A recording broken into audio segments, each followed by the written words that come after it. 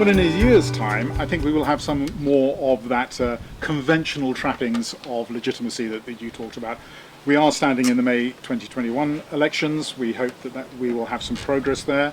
At the very least, we hope to unseat some people.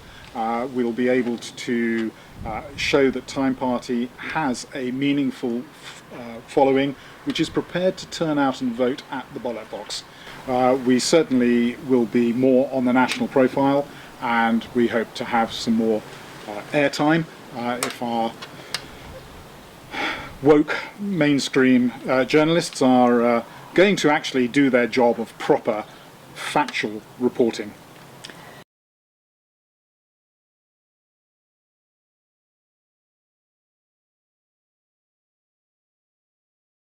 So let me be clear about the BBC. There are parts that we want to preserve that are valuable, and there are parts that absolutely need to change. And there are bound to be some fundamental reforms needed at the BBC. Maybe defunding the BBC is one way to achieve that, and I'm not necessarily against that. What I am clear is that we shouldn't throw the baby out with the bathwater.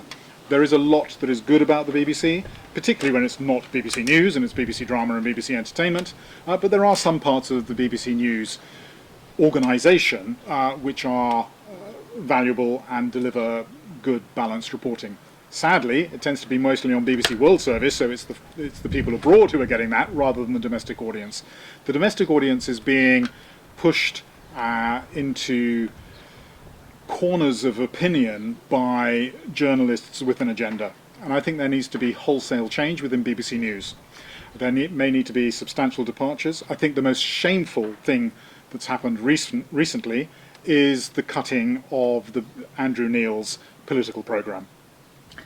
He is generally regarded as the most fair, probably the most tough, but impartial interviewer on the political scene. And why on earth we would want to get rid of that, whilst we would continue to, for example, fund the BBC Asian service, I don't know what is the mandate or the agenda or even the legitimacy of the BBC to be broadcasting in a foreign language to a domestic audience. And frankly, not being critical of Andrew Neil or his producers, it has to be the cheapest show on BBC. It has the cheapest production and the cheapest set and the lowest production costs. Don't tell me that that's not good value for money compared to some of the chronic overspend that exists within the BBC in other areas. Am I allowed to mention Gary Lineker by any chance? Or alternative things such as the BBC Asian service?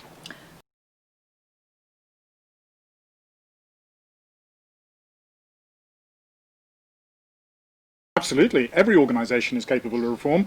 It may come at a price, and may be a fairly heavy personal price for a lot of people, both at the top and in the middle of the BBC.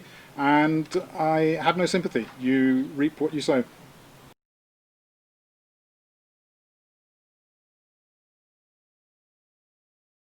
Stop acquiescing.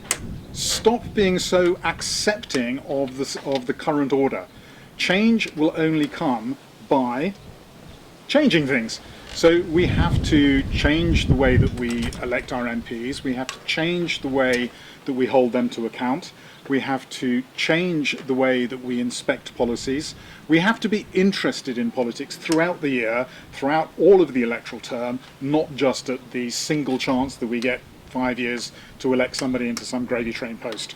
We have to be active, we have to be vocal, we have to be interested, and fundamentally we have to stop acquiescing. And the time for that is now.